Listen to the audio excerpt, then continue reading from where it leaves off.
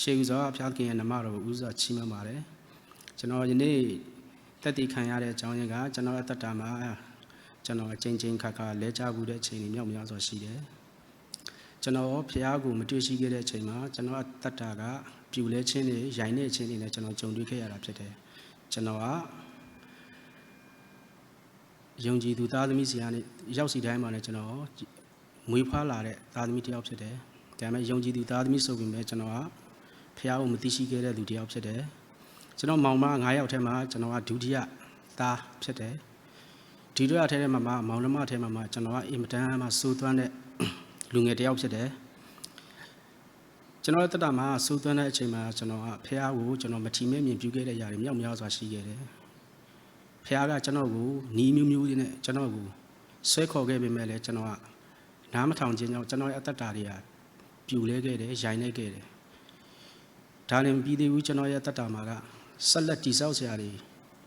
ဖြစ်စေဖို့အတွက်ဖျားကကျွန်တော်ကိုယနေ့မှာအသက်ရှင်ခွင့်ကျွန်တော်ပြီးတဲ့အတွက်ဖျားခင်ဘုန်းကြီးပါစေလို့ကျွန်တော်ဒီမှာကျွန်တော်ဖျားရဲ့ကောင်းမြတ်ကြောင်းကိုကျွန်တော်ပြောဆိုချင်ပါတယ်ကျွန်တော်အတ္တတာမှာကျွန်တော်ပြူလဲရတဲ့အကြောင်းရင်းကကျွန်တော်အထူးဘာကိုပြောချင်တယ်လဲဆိုရင်ကျွန်တော်ကဘာသာမဟုတ်ပါဘူးကျွန်တော်ကခေတ်လူငယ်နဲ့ကျွန်တော်တို့ပြောမယ်ဆိုရင်ကျွန်တော်ကကြားပဲပေါ့နော်ကျွန်တော်တို့ဂေါ်လို့ပြောမယ်လူငယ်စတိုင်ပြောမယ်ဆိုရင်ရှက်ကီပဲပေါ့ကျွန်တော်ကရှက်ကီတောက်တယ်မူးတယ်ပျော်တယ်အပေါင်းအသင်းမှတ်တယ်ကျွန်တော်ကအပေါင်းအသင်းကိုအားနာတတ်တယ်မိသားစုတွေစီမှာပြန်တောင်းတယ်တောင်းလို့မရရင်ခိုးတယ်ခိုးပြီးဆိုလို့ရှိရင်ကျွန်တော်အပေါင်းအသင်းနေနဲ့ပျော်တယ်ပျော်ပြီးဆိုလို့ရှိရင်ကျွန်တော်ကျေနပ်တယ်ပျော်နေရရင်ပြီးရောမူးနေရရင်ပြီးရောဆိုတော့ကျွန်တော်အတ္တကိုကျွန်တော်ရှောင်လန်းခဲ့တဲ့အချိန်တွေမြောက်များစွာရှိခဲ့တယ်နေ့20လုံးလုံးကျွန်တော်ကိုစာတန်အုပ်စုခဲ့တဲ့အချိန်တွေမြောက်များစွာရှိခဲ့တယ်စာတန်ကျွန်တော်ကိုအမျိုးမျိုးကင်လုပ်ခဲ့တဲ့အချိန်မှာဆိုရင်ကျွန်တော်ရဲ့အသက်အန္တရာယ်တွေကအမျိုးမျိုးကျွန်တော်ကြုံတွေ့ခဲ့ရတဲ့အချိန်တွေရှိတယ်။ယနေ့ကျွန်တော်တတ်သိခံမှာတော့ကျွန်တော်အနည်းငယ်ပဲခံနေတာဖြစ်တာပါနော်။ကျွန်တော်အများကြီးတော့ကျွန်တော်မခံတော့ပါဘူး။ကျွန်တော်တတ်သိ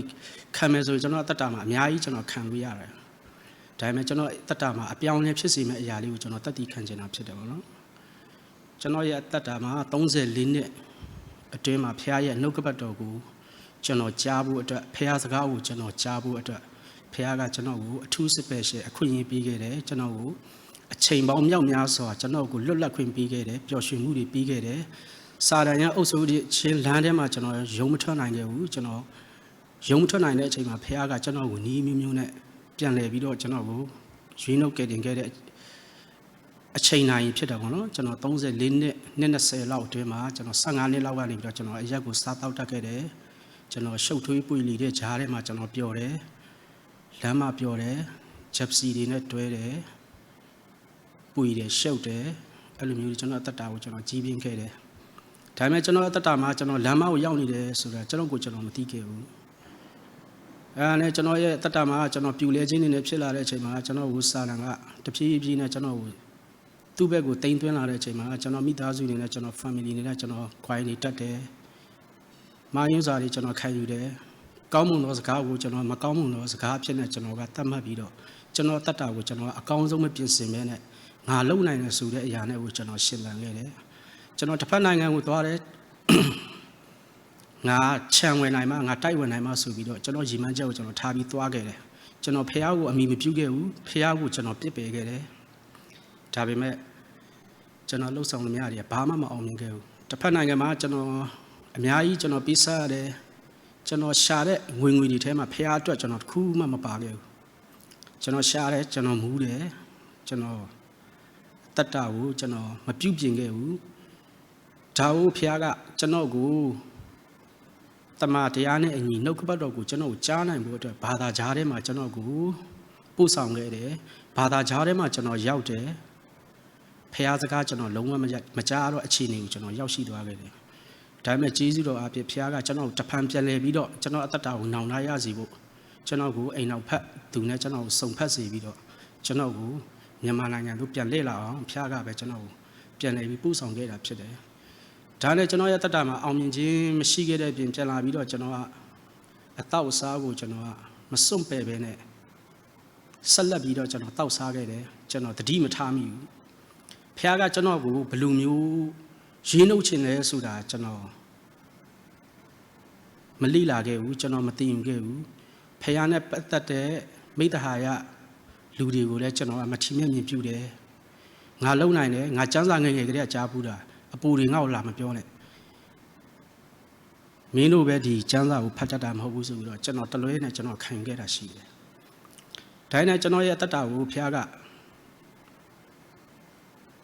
ရွေးနှုတ်တဲ့အချိန်မှာကျွန်တော်ကိုကျုပ်ပဲ့ချီမွားတဲ့နှလုံးသားနဲ့ကျွန်တော်ရွေးနှုတ်ခဲ့တယ်ကျွန်တော်ကိုရန်ကုန်မြို့ကိုပို့ရှိခဲ့တဲ့ကျွန်တော်ရဲ့ဦးလေးကျွန်တော်ဦးလေးရဲ့တငယ်ချင်း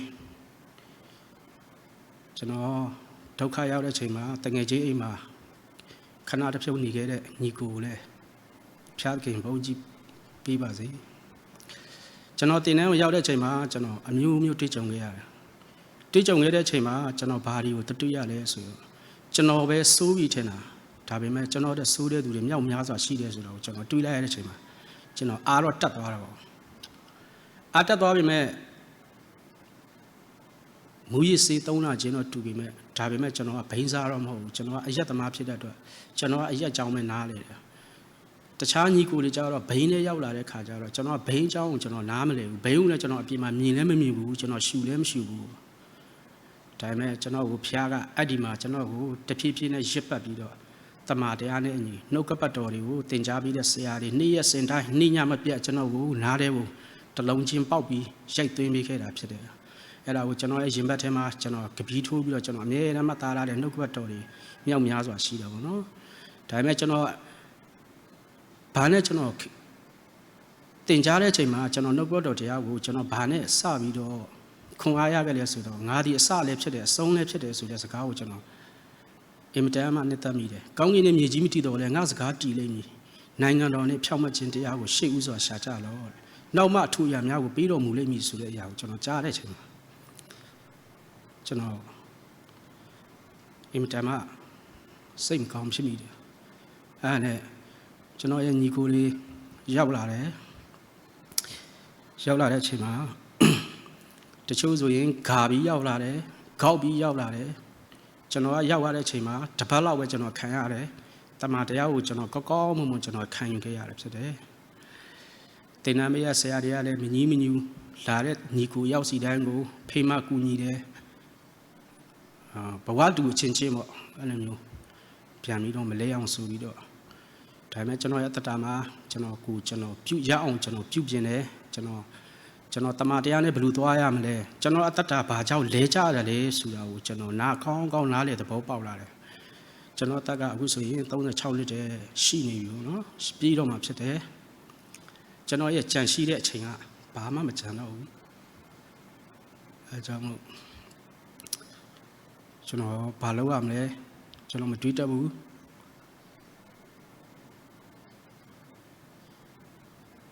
ကျွန်တော်ဖះစကားကိုကျွန်တော်အမြဲတမ်းစိတ်ထဲမှာကျွန်တော်မှတ်တယ်ကျွန်တော်ဆိုင်ကယ်မောင်းတိုင်းကျွန်တော်အိတ်တိုင်းကျွန်တော်အမြဲတမ်းဖះကိုတတိယမိတယ်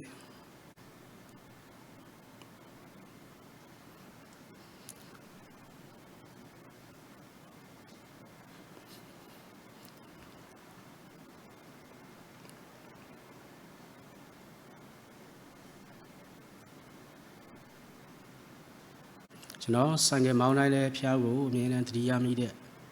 စိတ်နှလုံးကိုကျွန်တော်တွေးနိုင်ခဲ့တယ်အရေးကမတွေးနိုင်ခဲ့တဲ့အရာတွေကိုကျွန်တော်ယေရှုနာမအပြည့်ကျွန်တော်တွေးနိုင်တာဖြစ်တယ်ကျွန်တော်အတ္တမှာကြံရှိနေတဲ့ချိန်မှာတော့ကျွန်တော်နေ့ရက်စဉ်တိုင်းပြုပြင်နေမှာပဲဖြစ်တယ်ဖျားအတွက်ဆိုလို့ရှိရင်တော့ ever fire ဖြစ်မယ်လို့တော့ကျွန်တော်ယေရှုအပြည့်တော့ကျွန်တော်ယုံကြည်တယ်ကျွန်တော်အတ္တမှာကျွန်တော်တက်တည်ခံတဲ့အရာမှာမာယွင်းစရာရှိတဲ့အရာတွေကိုမယူဘဲနဲ့အတ္တမှာဖျားအဖြစ်ခွန်အားရခြင်းမဲ့အရာတွေကိုပဲယူပါလို့ကျွန်တော်ဒီကနေပြီးတော့မေတ္တာရက်ခံအပ်ပါတယ်ဒါကြောင့်မလို့ချက်တော်ညီကိုတို့ကျွန်တော်တို့လဲတဲ့ညီကိုတွေလည်းအမြန်ဆုံးဖျားစီကိုပြန်လဲလာဖို့အတွက်ယေရှုနာမအဖြစ်ဖိတ်ခေါ်ပါတယ်ကျွန်တော်ရတ္တမှာကျွန်တော်လဲကြခဲ့တဲ့အချိန်မှာကျွန်တော်သူတို့အတွက်တော့မမိစရာဖြစ်ပေမဲ့ကျွန်တော်အတွက်တော့ယနေ့အချိန်မှာဖျားရှိလူရှိမှာတော့ယနေ့အချိန်မှာတော့တတ်တည်ဖြစ်တယ်နော်ကျွန်တော်တတ်တည်လေးကျွန်တော်ခံကျင်တဲ့အရာလေးတစ်ခုကတော့ကျွန်တော်အပေါင်းအသင်းမှတ်ခဲ့တဲ့လမ်းကြောင်းတစ်ကြောင်းမှာကျွန်တော်တခါမှလည်းမကြုံဘူးတဲ့အရာလေးပေါ့အဲ့ဒါလေးကိုကျွန်တော်တတ်တည်ခံကျင်တာပေါ့နော်ကျွ ကျွန်တော်တို့စိုးနေတဲ့အချိန်မှာကျတော့ဘယ်မိသားစုဘယ်အတိုင်းဝိုင်းဘယ်တငယ်ချင်းမိဘမှမကြည့်ဘူးပေါ့နော်ကျွန်တော်တို့ကလမ်းထိပ်မှာစုံတယ်တယောက်နဲ့တယောက်နဲ့ညှိတယ်ညှိပြီးတော့ပထမတော့ကျွန်တော်တို့ကလက်ဖက်ရည်တောက်တယ်လက်ဖက်ရည်လိုင်းရပြီးတော့ကျွန်တော်တို့ကရှက်ကီလိုင်းကိုရောက်တယ်တောက်တက်လာတယ်စားတက်လာတယ်တဖြည်းဖြည်းနဲ့တောက်တက်စားတက်လာတဲ့အချိန်မြင့်လာတဲ့ခါကျတော့ထပ်ပြီးတော့စင်းတက်လာတယ်ရံဖြစ်ချင်းတွေကျွန်တော်တို့ဖြစ်လာတယ်အဲ့ဒီအစင်းနဲ့ပူလာတဲ့ခါကျတော့အိမ်မှာကျွန်တော်တို့ကမကတ်တော့ဘူးအိမ်ရမိသားစုတွေနဲ့လည်းကျွန်တော်တို့ကသဟဇာတာမဖြစ်တော့ဘူးကျွန်တော်တို့ထင်ရဆိုင်တယ်ကျွန်တော်တို့အုံနောက်ထဲမှာတော့လုံးဝ one way ပဲဘာမှလာမပြောနဲ့လူငယ် style ပဲနေတယ်လူငယ် site style ပြီးကျွန်တော်တို့ကျန်းတယ်ကျွန်တော်တို့ရမ်းတယ်ရှိသမျှဖြူနယ်ဒီတိုင်းမှာဆိုရင်လည်းကျွန်တော်မရောက်ဘူးတဲ့ဖြူနယ်ဆိုတော့မရှိဘူးကျွန်တော်မူးတယ်တချင်းတွေအော်ဆူတယ်ဒါပေမဲ့ကျွန်တော်ဆူတဲ့အချိန်မှာဘုရားဂုဏ်တော်တချင်းတဘုံမှမပါဘူးကျွန်တော်လောကတချင်းတွေပဲဆူတယ်နှစ်သက်တယ်ကျွန်တော်နားရဲထဲမှာလည်းအဲ့ဒီတချင်းတွေကအယမ်းနဲ့အရသာရှိတယ်လို့ကျွန်တော်ထင်ခဲ့တယ်ဒါပေမဲ့ဘုရားကကျွန်တော်ကိုဒီຢာတွေကနေပြီးတော့ကျွန်တော်ကိုတတ်တည်ဖြစ်ဖို့အမြဲတမ်းကျွန်တော်ကိုရင်းနှုတ်နေပြီမှကျွန်တော်တတိမထားခဲ့တဲ့အရာလေးတစ်ခုကိုကျွန်တော်ပြန်မှတ်မိစရာလေးပေါ့နော်ဒီຢာလေးကလည်းကျွန်တော်မထင်တော့ဘူးပေါ့နော်လွန်ခဲ့တဲ့တစ်ပတ်လောက်မှကျွန်တော်ဆရာတယောက်နေပြီးတော့ကျွန်တော်ကိုတတ်တည်ခံမှုအကြောင်းပြောလာတဲ့အချိန်မှာဒီຢာကြီးကိုကျွန်တော်စမ်းစာဖတ်လိုက်တဲ့အချိန်မှာကျွန်တော်ဘလို့မှကျွန်တော်မမှတ်မိခဲ့တဲ့အရာလေးကကျွန်တော်ရဲ့ဒီ mindset ထဲကိုဝင်လာခဲ့တယ်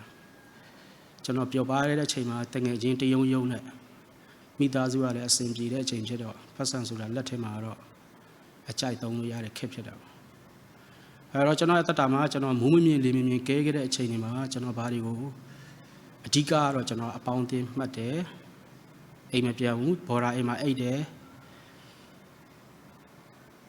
မူးဘလို့လေးမလဲတညလုံးဘလို့ရှောက်သွားမလဲကျွန်တော်စိတ်ဝင်စားတယ်ကျွန်တော်တို့ခက်မှာကအဲ့ဒီခက်တော့ဆိုင်ကယ်ဆိုတာတိတ်မပေါ်သေးတော့စက်ဘိန်းခက်လေးဖြစ်တယ်အဲ့လိုနဲ့ကျွန်တော်အသက်တာကိုကျွန်တော်ရှေ့ဆက်ရင်းနဲ့တနေ့တော့ကျွန်တော်တငယ်ချင်းတွေလမ်းထိပ်မှာစစ်ပြီးတော့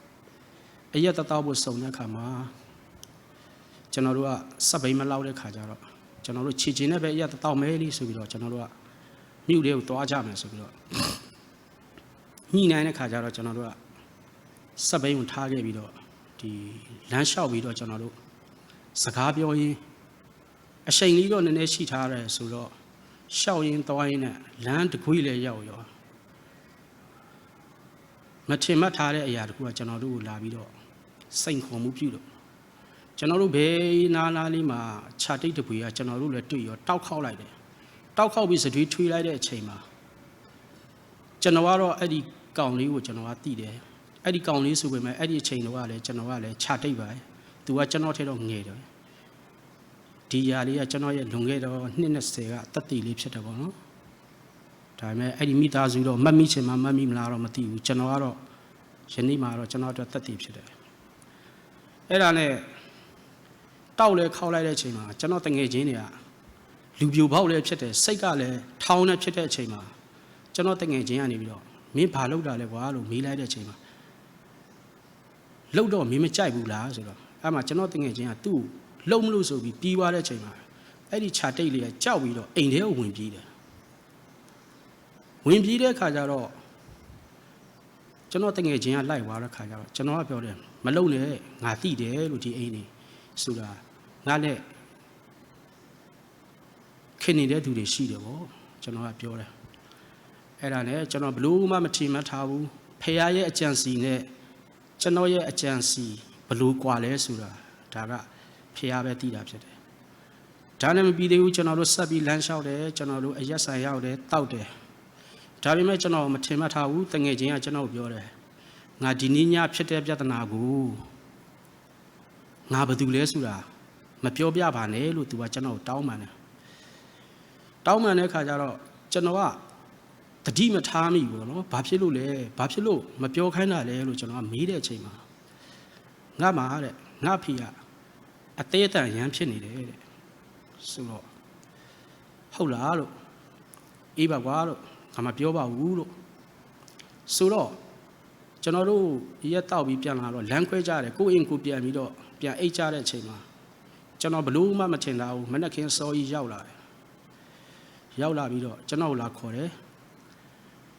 သွားတဲ့လူက4ယောက်5ယောက်ထဲမှာကျွန်တော်နှမအဓိက main ဖြစ်တယ်စာတန်အရန်အသုံးပြုတဲ့အချိန်ကျွန်တော်ကိုခေါ်တယ်ကျွန်တော်ကိုသူ့အိမ်ကြီးခေါ်တယ်ကျွန်တော်ကိုမေးတယ်ကကောင်းမွန်မွန်အဲ့ခံတယ်ကကောင်းမွန်မွန်မေးပါတယ်ကျွန်တော်ဆူဆူတတတော့မမေးပါဘူးသူဘက်ကကြည့်တော့လဲမှန်တာပဲကိုဘက်ကကြည့်တော့လဲမှန်တယ်လို့ဖြစ်နေတဲ့အချိန်မှာဖះရဲ့အတွေးနဲ့ကျွန်တော်လူညာရဲ့အတွေးကိုကျွန်တော်ဘလို့မှမတွေးမိဘူးဒါပေမဲ့ကျွန်တော်ယနေ့အချိန်မှာတော့အဲ့ဒီအဖြစ်ကိုကျွန်တော်ကောင်းသဘောနားလည်သွားတာတော့ဖြစ်တယ်အဲ့ဒါနဲ့အဲ့ဒီခြာတိတ်လေးရဲ့မိရနေပြီးတော့ကျွန်တော်မေးတယ်မမဲငါသားကိုလှုပ်တာဘာတူလဲလို့မေးတယ်ငါသားကိုလိုက်ထိုးတာဘာတူလဲမေးတော့အညာကျွန်တော်မသိဘူးလို့ကျွန်တော်တကယ်မသိဘူးလို့အဲ့ဒီကောင်လေးကပြန်သွားပြီလို့ကျွန်တော်တို့ကရံဖန်ရခါစုံလာလို့ကျွန်တော်သူ့ကိုလိန်ချင်းညာချင်းနဲ့ပြောခဲ့တယ်ပြောတဲ့အချိန်မှာမိဘတယောက်ဖြစ်တဲ့သူကတော့ကိုသားသမီးကိုလိုက်လုပ်တဲ့သူကတော့မိဘဇောနဲ့ကတော့စိတ်တူမှာပဲဆိုတော့ကျွန်တော်သိတယ်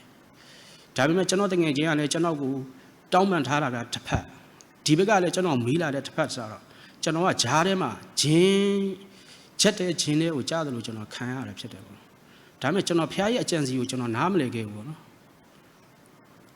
အဲ့ဒါနဲ့ကျွန်တော်ပြန်လုပ်လိုက်တယ်ဒါပေမဲ့အဲ့ဒီအရှင်အညာကတော့ကျွန်တော်စကလုံးတစ်လုံးလက်ဆောင်ပါလိုက်တယ်ကျွန်တော်စိတ်မကောင်းဖြစ်မိတာပေါ့နော်ကျွန်တော်ကိုပြောလိုက်တဲ့စကားရိုးပါတယ်နေရခရိယစိတ်မပီတာဘူးဆိုတဲ့စကားပေါ့ဒါပေမဲ့ သူဘာကိုပြောချင်လဲဆိုတာကိုကျွန်တော်သဘောပေါက်တယ်တကယ်လို့သာကျွန်တော်သူ့ကိုဒီသူကဘာတူလဲအညာသားကိုလှုပ်ပါတယ်လို့ပြောရင် तू ကသားစောနဲ့သွားပြီးတော့အဲ့ဒီအိမ်မှာတော့ပြောခဲ့မယ်ဆိုလို့ရှိရင်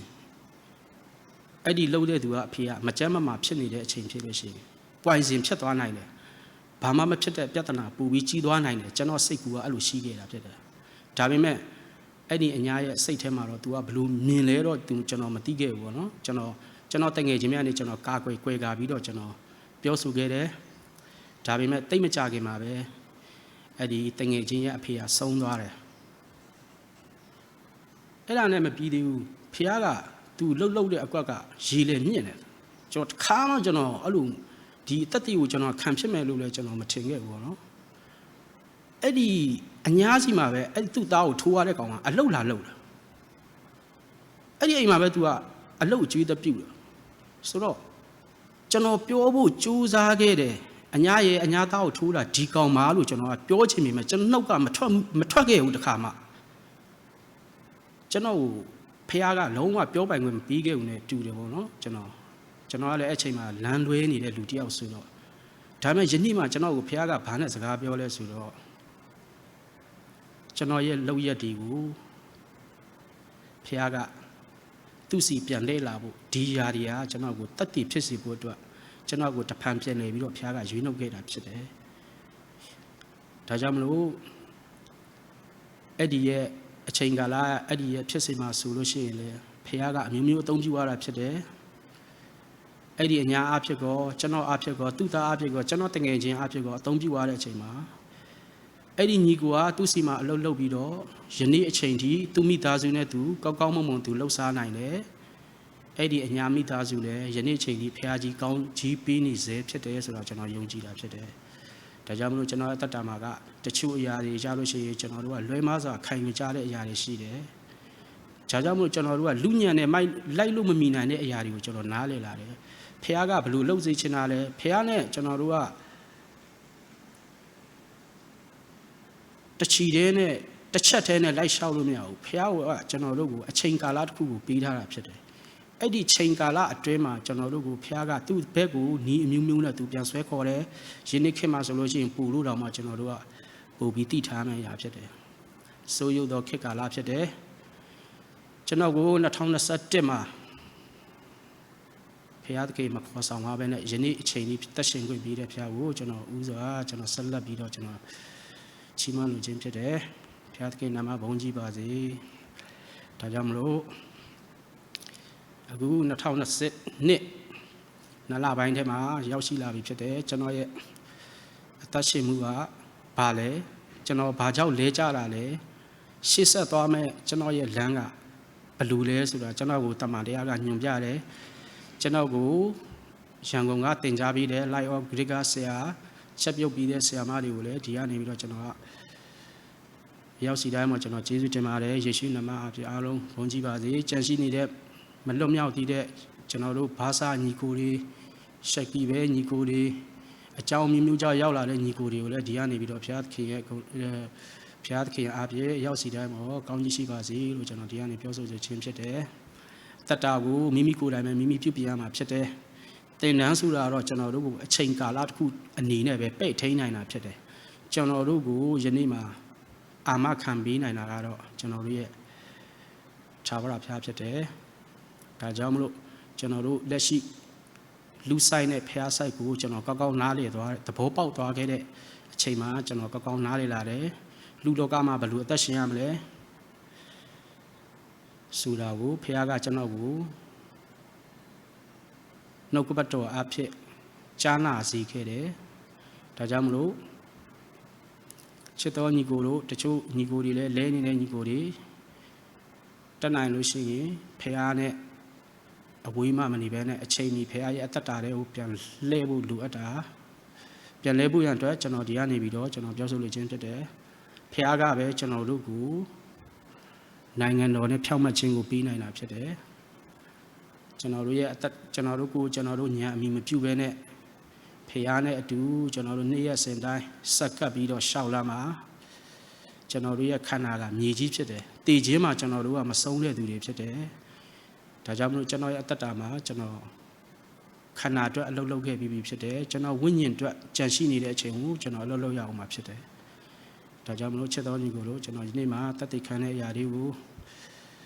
ညီကိုတို့ခွန်အားရမယ်လို့လည်းကျွန်တော်ယုံကြည်မျှော်လင့်တယ်ရောက်စီတိုင်းမှာဖျားသခင်ကောင်းကြီးပေးမယ်လို့လည်းကျွန်တော်ယုံကြည်မျှော်လင့်ထားတာဖြစ်တယ်ဒါကြောင့်မလို့ကျွန်တော်တို့တမန်ကျမ်းစာမှာလည်းပြောထားတဲ့အရာတွေရှိတယ်ပေါ့နော်ကိုကားတိုင်းကိုထမ်းလာဆိုတာအင်မတန်မှရှင်းပါတယ်ဘုရားကမိမိကိုလိုချင်တာဖြစ်တယ်တူတယောက်တည်းကိုလိုချင်တာဖြစ်တယ်ဘုရားကတော့အရောက်စီတိုင်းကိုချစ်တဲ့ဘုရားဖြစ်တယ်လူမျိုးဘာသာသာသနာကွဲပြီးရောက်လာတဲ့ဘုရားမဟုတ်ပါဘူးအရောက်စီတိုင်းပေါ့သွေးနဲ့ရွေးနှုတ်ကယ်တင်ခဲ့တဲ့ဘုရားဖြစ်တယ်ဒါကြောင့်မလို့ဘုရားရဲ့ကောင်းမြတ်ခြင်းနဲ့ဘုရားရဲ့ချစ်ခြင်းတွေကိုကျွန်တော်တို့ယုံကြည်သူသားသမီးတွေပို့ပြီးသိရှိထားရှိဖို့ရန်လိုအပ်တာဖြစ်တယ်နော်ဒါကြောင့်မလို့မကြားသေးတဲ့ညီကိုတွေတပါးသောသူတွေအတွက်ကျွန်တော်တို့ကအင်္ဂလိပ်တရားကိုတတ်နိုင်သလောက်ဝင်ငါပြောဆိုရမှာဖြစ်တယ်ဘုရားစကားကိုကြားအောင်ကျွန်တော်တို့ကတမန်တရားနဲ့အညီကျွန်တော်တို့ရဲ့အတ္တတာနဲ့တော်လကောင်းတမန်တရားအားဖြင့်တော်လကောင်းကျွန်တော်တို့ကဝင်ငါပြောဆိုပြရမှာဖြစ်တယ်ဒါကြောင့်မလို့ကျွန်တော်ရဲ့အတ္တတာမှာဘုရားကကျွန်တော်တို့ရဲ့တတ်တည်ကိုလိုချင်တဲ့ဘုရားဖြစ်တယ်ဒါကြောင့်မို့ဘုရားစီမှာကျွန်တော်တို့ကနှိမ့်ချခြင်းနဲ့ကျွန်တော်တို့တိုးဝင်ပါချင်းကပ်ပါဘုရားစီကိုအချိန်မီပြန်လှည့်ပါယနေ့မှာဆိုတော့ခက်ကလာကြီးဖြစ်နေတဲ့အချိန်မှာဘာမှမသိတဲ့အချိန်မနှက်လားညလားနေ့လေလားမသိတဲ့အချိန်မှာ